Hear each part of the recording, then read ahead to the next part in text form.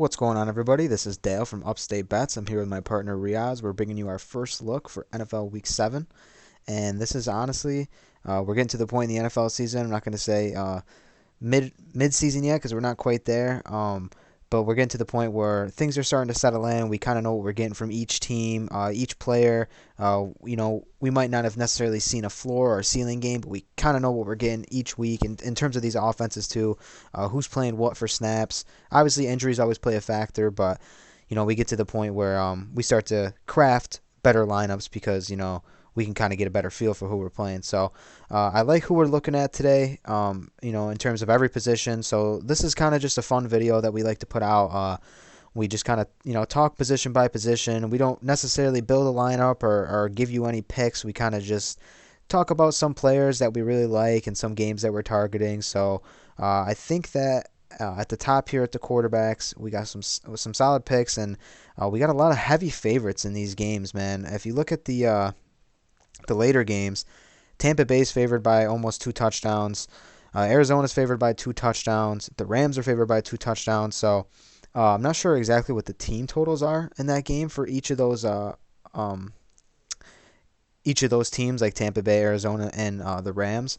But you got to think that a lot of people like to fade those games in terms of like, oh well, if Tampa Bay is going to kill Chicago, then I'm not gonna, I'm going to stay away from Tampa Bay.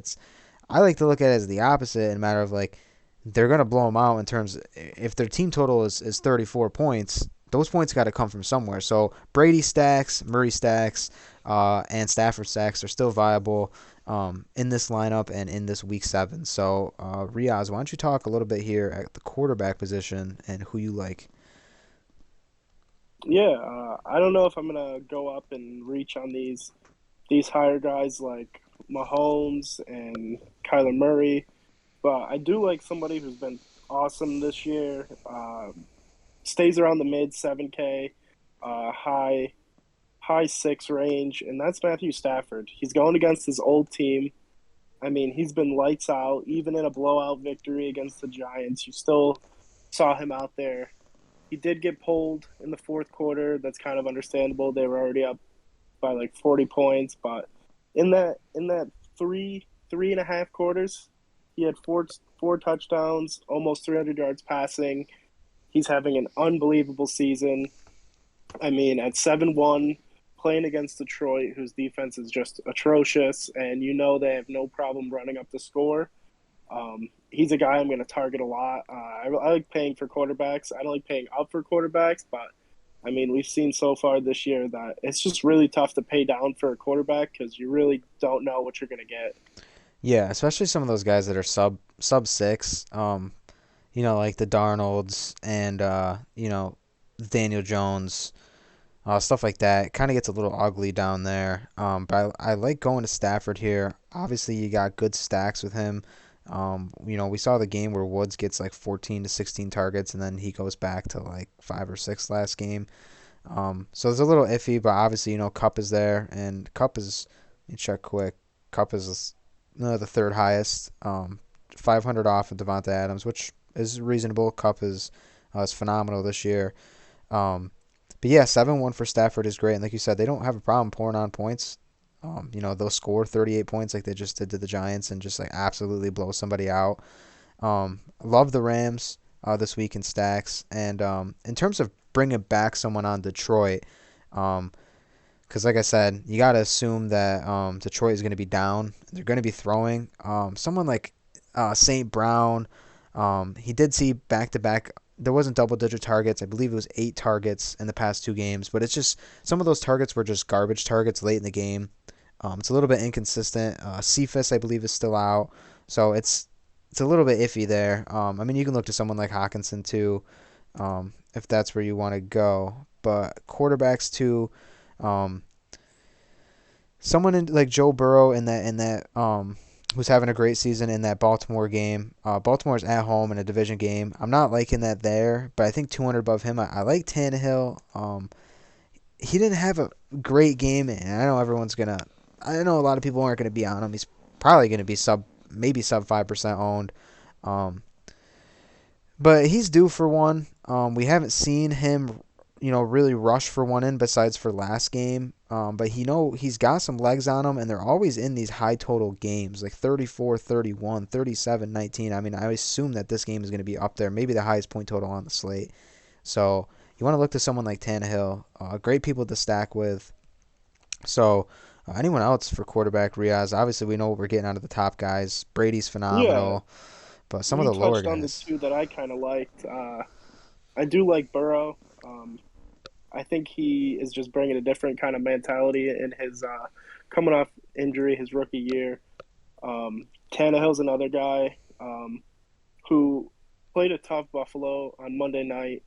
It kind of sucks we didn't see him throwing in. He kind of had a slow start, but when you have Derrick Henry rushing in 3 touchdowns and kind of doing everything, but we've seen throughout this season that Kansas City can't really contain any sort of quarterback.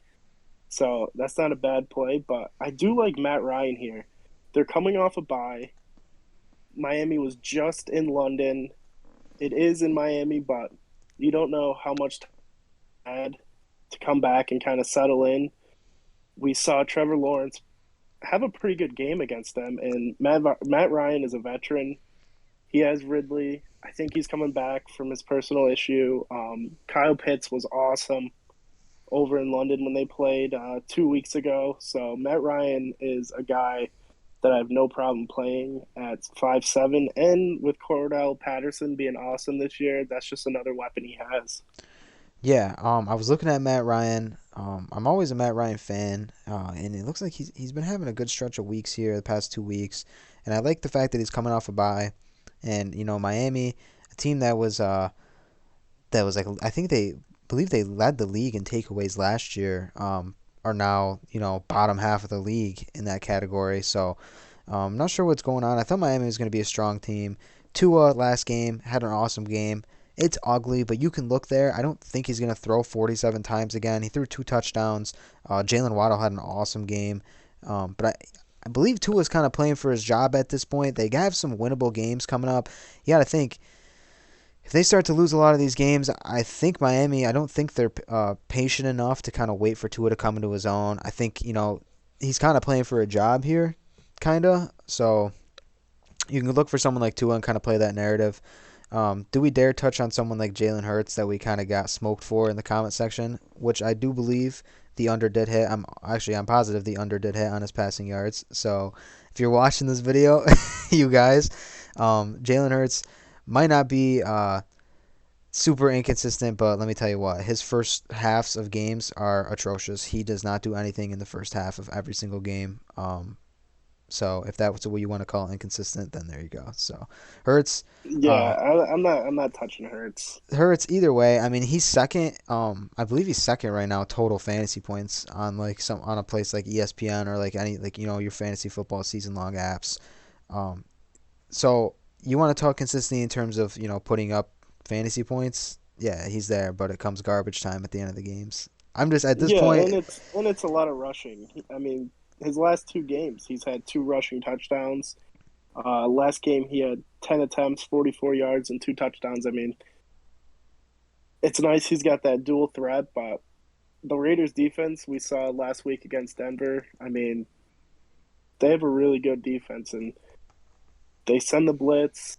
They're a pretty motivated team, especially in that division where you need to win almost every single game, and they know that if their defense is as good as it is right now, I mean, they're a playoff team. So I think they give Jalen Hurts a run for his money. I agree. But let's talk running backs, man. Let's talk running backs. Yeah, It's looking like, honestly, a cash game lock. We're not really big cash game guys, but cash game lock. Most likely, Daryl Henderson for the Rams. He's up 600 now this week, but it doesn't matter. I think just in terms of consistency, and now you have a home favorite that's favored by double digits. He just checks the boxes. He's not heavily involved in the passing game, but like I said, he just checks all boxes in terms of a cash game running back this week. Um, you know, I mean, they're gonna blow that. They're gonna blow him out. They're gonna blow out the Lions, and he's gonna get a bunch of attempts. So I think he's gonna be very high owned across the board, GPPs and cash games. Someone we had in our lineups last week that we didn't really touch on too much is Khalil Herbert for the Chicago Bears. 5,200 this week. Yes, he is up a little bit, but I think this is still good value here for someone that's projected around 19 to 21 targets. Obviously, Tampa Bay's good up front, but I think this kid's a good athlete, man. So we'll see what he can do. Chicago's going to be fighting for points all game. So anyone else you like here at the running back spot? Yeah, I do want to touch on Herbert. I mean, if if the two running backs, I know Montgomery's out. Williams was on the COVID IR, so I'm not sure if he's coming back. But if he is not, Herbert is a must start. The two games that he's played, he has gotten 18 and 19 attempts, and he actually got robbed from a touchdown. He could have had two rushing touchdowns, but one of them got called back for holding. I mean, they have no trust in Justin Fields, and they have no problem handing the ball off to him. So he is a must play in my eyes. Yeah, But I agree but too. yeah, without a doubt. And to another person, another rookie that I like this week is Harris for New England. He's priced at 5.7 going against the Jets. I'm not sure what the spread is. I know New England's got to be a heavy favorite just because the Jets are horrible this year. He had a great game last week. He had eight attempts, 101, and a rushing touchdown. That's kind of what we thought he was going to do coming into this year. I mean, he was a great stud back at Alabama. He's got a ton of potential. They love using him, especially against this horrible Jets defense. I mean, he's just going to run it up. They'll probably go up early and rely on him. So that's a good thing to look at. Running backs who are in high spreads in the favorite. You gotta target those guys because coming down the stretch, they're going to need him to just kind of get the game over with. Yeah, they're going to be chewing clock here. I think they're going to get out to an early lead. Um, we'll touch on some Mac Jones passing yard unders, I think, too. I think that's a fair spot. Someone like Cordell Patterson at 6'3". If you're looking at someone like Henderson, definitely is around that range too. But if you want to save a little bit of salary coming down from Henderson, Patterson's a great spot too. And we know his ceilings at 34 DraftKings points in Week 4. That's awesome. I do think that he's a solid play too. Someone like Williams from Kansas City, and like again in a high game total. Um, we'll see how he does. He got in the end zone twice last week, but he did have 21 attempts, which is nice to see. I didn't really expect him to have that many attempts. So if he can kind of get up there again in attempts wise, I think he's a solid cash game lock and a GPP play. So there's a little bit of value at running back. I don't think you have to pay up super high, especially to hit that ceiling. We know what Derrick Henry can do. We saw what he did on Monday night. Obviously, in play, super consistent, 50-point upside. If you can get there, realistically. So let's talk wide receivers, man. Is there anyone that catches your eye anywhere? Yeah, I've been playing this guy all year. He's been awesome. I know I messed up his name last time, but Jamar Chase. Uh, huge discount. Well, not a huge discount, but he's sitting at 6.2, playing against Baltimore. Baltimore finally played some sort of defense that looked respectable, but I'm not buying it. Um, the connection that him and Burrow have is just incredible. It's like they're just picking up from when they both played at LSU. He's such a deep threat that, I mean, he's gonna blow the top off this defense, and he's gonna catch a long one. And if you're gonna play Burrow, I mean, you got to stack him with Chase here. Yeah, see, this game is tough for me. I'm not sure what the point total is. I gotta say it's somewhere in the and it's I think this is an under game. If they got this anything over like 48, I would take the under on it. I understand that people aren't a fan of either defenses, but I know this division's tough, man. Being a Pittsburgh fan, but I think someone else in that game too that I think you are getting a discount on, and is T Higgins. He's priced at 4.9. He's someone he gets a lot of targets. Um, you know, at this range, if you get a game where he does get 10 targets, I mean that's solid upside, man. I mean he caught a touchdown in that game in week 2 where he had 17 fantasy points, but we're waiting for a breakout game from him. We know what he's capable of. Obviously, they added Chase to that offense this year. He's definitely the big threat guy, or the big play guy. But Higgins is someone.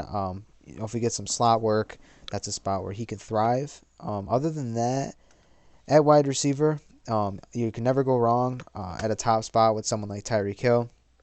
Absolute target monster. Um, it's just crazy, man. If you got him in your season-long leagues, he can single-handedly win you a week just by himself. Obviously, I don't have to touch on him much, but we know he's capable of. Devonta Adams at the top at 8-9. Awkward spot in that Washington game. But either way, Devonta Adams is Devonta Adams, and I don't think you really have to get up there this week, though. At 8-9, I feel like that's a little high coming off that 12-point week. His price came down 100, but anyone else, Riaz, maybe sub 5K that you're looking at here, or maybe even lower than that to kind of save a little bit of salary. Uh, yeah. Just to go back, the over under for that Baltimore Bengals game is 47. Okay, it's But about where I thought it would be at. yeah, I like Jalen Waddle.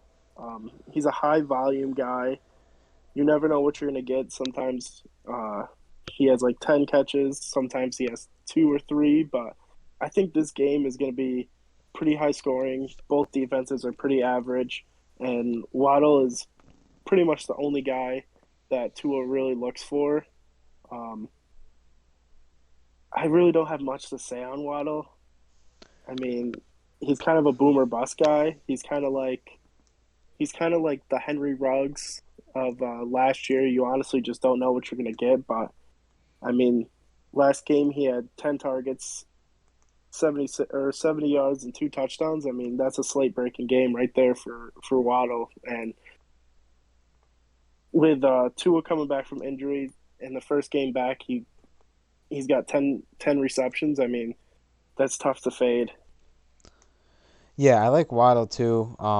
As long as him and Tua can kind of get going together, I think we're going to be looking at Waddle a little bit this week for sure. Especially at that mid 5-6 price, that's definitely a solid spot for him. Someone lower, I touched on Amon-Ra St. Brown.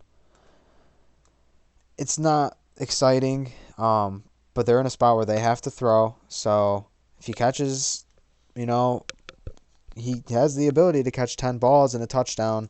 That's a spot where he's going to be on. So that's definitely a spot you can look. There's a couple guys who are always consistent in terms of cash game plays, like Hunter Renfro. Disappointing week. This past week, he went under 10, but he started the season 13, 10, 18. So we know he's a good all around football player. It looks like this game definitely has this chance to shoot out, as Philly always plays in high game totals. Robbie Anderson is someone that we're waiting to have a big one. I don't know. I thought him and Darnold were gonna have a way better connection this year, but apparently they just aren't clicking right away. But we know that's there. There's a spot for Anderson. I know 1 week he's gonna have a crazy week and he's gonna be in the he's gonna be in the winning lineup. But other than that, man, if you're looking at Matt Ryan, you can look at Ridley at 6.6. That's a awesome discount I think you're getting for him. We know what we're gonna get out of Ridley. We know what he did when Julio was there. I don't know, now Julio's gone. The offense is a little bit different. So, but I know he has the ability to break out. But either way, we'll hop over to tight end. You touched on Uh, Kyle Pitts. one more person I want to touch on that Okay. we haven't been really talking about all year, but AJ Green. He's 5'1". He's only really had two bad weeks. Um, it seems like him and Kyler Murray are kind of getting on the same page here, which is awesome. I'm blanking out on his name. DeAndre Hopkins is kind of getting shut down. It seems like a lot of his catches are like ESPN kind of catches, and AJ Green's kind of a guy that kind of just sneaks around the field. No one's really paying attention to him, but I mean, pretty much he's averaging 6 targets a game. He's catching almost all of them, and he has 3 touchdowns this year. And at 5-1 against this horrible Houston defense, I think that's just an awesome play. I do think that's a great spot for him as well. They're going to have to put up points. I mean, they're not going to have to put up points, but I know they're going to put up points. So I'm not sure what the game total is in that, but like I said, just because they're a heavy favorite, don't be nervous to, play a team because obviously, like, they're a heavy favorite for a reason. They're going to have to score points. So other than that, at tight end, someone like Zach Ertz is at 3.9. We'll see how he gets used in this offense. I'm excited to see how he gets used in the offense. So that's definitely someone you can be looking at. Ricky Seals-Jones is someone that was not necessarily breaking the slate, but I believe he was in the tournament winning lineup in some of my GPPs. He's definitely not still at a bad price. I mean, at 3.7. There's some lower guys too that you can take stabs at, but let's talk at the top. Riaz, what do you think about Kelsey, Waller, Andrews, Pitts, Hawkinson? Talk about him. I'm not touching Hawkinson until he proves that he's not absolutely horrible. He had a good game last week, but that just doesn't do it for me. I do like his price tag though. I mean, at 5-1, if he has his normal 2 touchdowns, 5 catches, 100 yards, then I'm just gonna have to eat it when it comes to Sunday afternoon. But out of those three, I really don't mind paying almost 6K for Kyle Pitts. We saw what he did in London before his bye week. I mean, it was just really impressive. But Ridley's coming back, so you don't know if his usage is going to diminish with Ridley coming back. We haven't really seen Ridley do that much this year. But Mark Andrews, I mean, he just keeps putting performances on. And at 6,000, I mean, it's him or Kyle Pitts I'm going to really play a lot of this week. And for him to pretty much average 18 fantasy points, I mean, yeah, he had one huge week 5 where he had 44.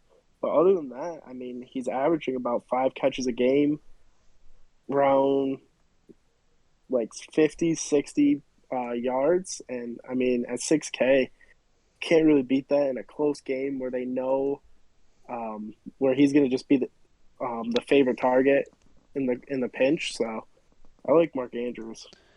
Yeah, I think tight end, man.